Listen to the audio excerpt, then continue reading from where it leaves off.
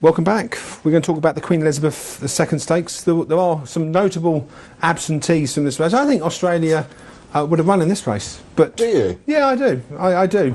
For breeding purposes, I think it would have been quite interesting. I think they would have stepped it back to a mile, and I think this race would have been a shoo-in for Australia. But he's not here. Let's talk about a horse that I do fancy.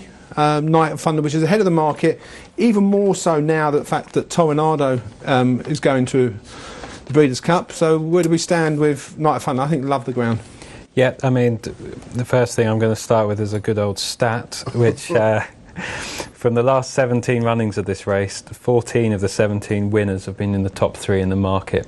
So generally, it's a race that the market has historically got correct. And Night of Thunder is currently leading, I believe, at around 3-1, Charm Spirit 7-2, and Toronado was 7-1, but he's since been withdrawn. So that'll probably put Integral into the top 3 if she takes her place. Night of Thunder, I think, has a bomb-proof form chance. I don't think anyone can dispute that. Ties closely with Charm Spirit.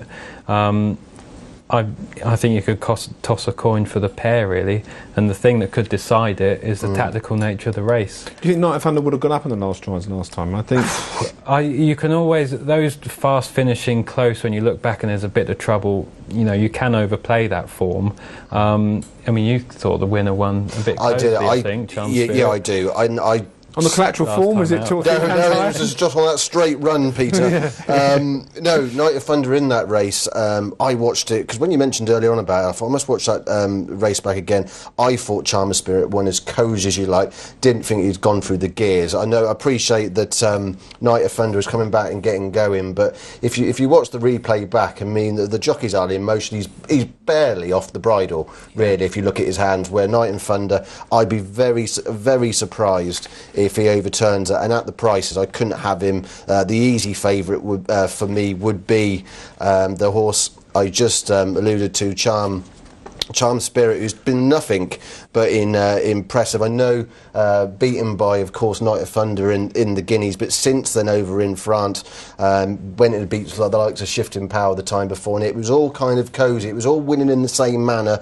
not winning too far. Beat Shifting Power neck, then beat Toronado ahead. I think he's not been fully extended, this horse, just yet, and he finished well behind Night of Thunder in the Guineas. He did. With 3 1/4 lengths, he was beaten. I know it's back. We are going back a bit. We are going back, and I mean, that's the thing about whether or not it's a straight course issue. I mean, that's the other thing when looking at Ascot. Some horses just do not handle it, and this is over the straight mile, isn't it? And I do like to see horses with form over a dead straight track, because going around bends and things. Yeah. Some horses find easier and do have better form on those type of tracks, but I agree. I think it's interesting that Charm Spirit comes here instead of the Breeders' Cup. I mean, Toronado Connection has decided to go that route.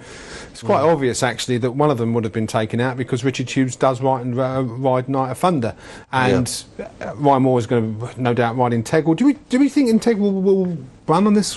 Yeah, I get the impression by press. Well, if you look at who's being pulled out, I mean, why wouldn't you take your chance, to win the ground? The ground would be an issue with me from Integral in terms of heavy.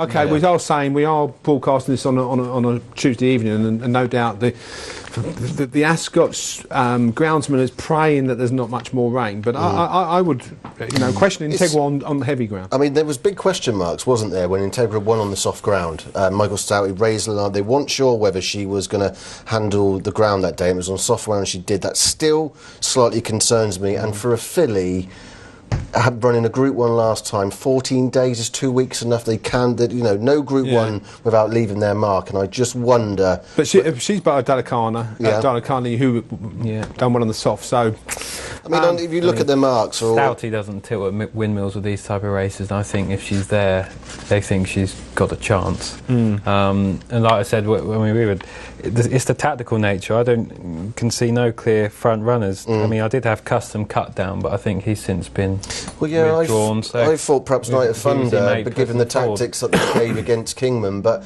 I think that was more tactics to try and beat Kingman in a tactical affair more than, and I think they would have learnt from that. And if you look at the Guineas run, what this Night of Thunder does, it almost wants, a real it wants a real quick mile, doesn't it, to come off of the pace, and I don't think it's going to get that. I do. I think the French horse is going to take an awful lot of beating Charm Spirit. I couldn't have Charm Spirit would have to underperform for me tonight. Can Custom Cut make it 6 wins on the trot? Impressed me last time. Is he still in taking his place? I know he was when I looked through the race. So I wouldn't put it beyond him, because there's no out-and-out proven horses in the ground that scream at you saying I'm going to love it. There's those that have proven themselves in it and kind of they look like they should handle it, but their better form is on firmer. I was impressed though. I must say, I'm going back a year. He kept on finding Custom Cut. I mean, it's his last race. Every single race, he just keeps on finding. If he takes his place, he is the pace angle, because he will be the front runner, because everything else has kind of done it, because there's been no other options. And if Danny Tudhope, you'd expect, will take the ride, gets the fractions right, I think the ground should be fine, and he could be there. And would you be interested in Captain Cat at all? I said to you before, some headgear on I know they had some chick pieces, but I'd like to see a visor. I think both horses there we just spoke of, I just think, just on my rate, I think they've got a bit to find. And yes, they might well lead. They might well lead, but that's only going to help the general Group 1 horses here. They're facing better horses, so they're going to have to go quicker. Actually, you may find himself going to. One I do want to mention, and perhaps a few people might say, is Tullius of Andrew Bolden, who, funny enough, he's always looked to me a horse that has a slightly high head carriage. But when I was watching his races back, that normally happens when he's encountering good ground or quicker surfaces. I remember when he ran behind Tornado at Royal Ascot, everything was happening rather too quickly for him, and for me, wasn't letting himself down at the ground. But interestingly enough, he won the Lincoln on soft ground, and he also, if you remember that day, he turned up at Sandown, beat Monridge 3 1/4 length, again on soft ground. And when I watched those races back on that soft ground, he seemed to enjoy it more. I mean, Jimmy Fortune on that day had the courtesy. He was looking in between his arms to see when Monridge Ridge was. Top Up Tonto was in that race. He really thrashed on that day, and he might be an interesting angle purely on the ground. I can't see him winning the race, but I think he could just run a place. Okay, just to let you know, from my point of view, Night of Thunder is my bet of the day at Ascot. Night of Thunder is my bet of the day at Ascot. I think Charm Spirit and a saver on Tullius. Okay, Tullius would love the ground. I'm in the Charm Spirit camp. Okay. I think it's a fascinating race from a tactical perspective. Best race of the day? Would you say the best race of the day? Well, it's got the most, in terms of the most competitive? Proven Group 1 winners in it, I believe. So from that aspect, yes. And there are some champions in here. Yeah, there are some champions, and it's just intriguing all over. There's little angles. It is intriguing. I think it's more intriguing the next one we're going to speak about, but there we are. Okay. Yeah. All right, well, let's get to Rebecca, see if there's any reaction in Twitter Corner. Thank you, Pete. Yeah, we're still talking about the QE2 over here in Twitter Corner. Jamie Brownlow's backing Night of Thunder and also says look out for Top Notch Tonto. He'll like the ground and he did really well last year. He also says keep an eye out for Custom Cut, so he agrees with you guys on the panel. In terms of the Champion Stakes, we've got Nigel Brown here who said Eagles Cloud should win it easily. He's got everything in his favour and Christophe Soumillon is a master. And we've got Ramstein Red who says that he's most looking forward to watching Noble Mission. He's an ultra-consistent horse and he'll love the ground. So not everyone actually complaining about All the Rain at Ascot at the minute. And Michael Harris said that in terms of the absentees, for him, Kingman was the big draw. He was the horse he wanted to see at Ascot this weekend. He had a faster pace and quickens to win readily, and that would have rounded off a great season for him to see him there at Ascot. But unfortunately, joining the list of absentees.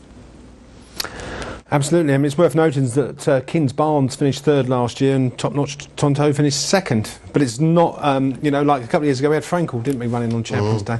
Anyway, there's one more race to cover. That's the Champion Stakes, the Kipco Champion Stakes. So we're going to take a very short break and we'll discuss that after this.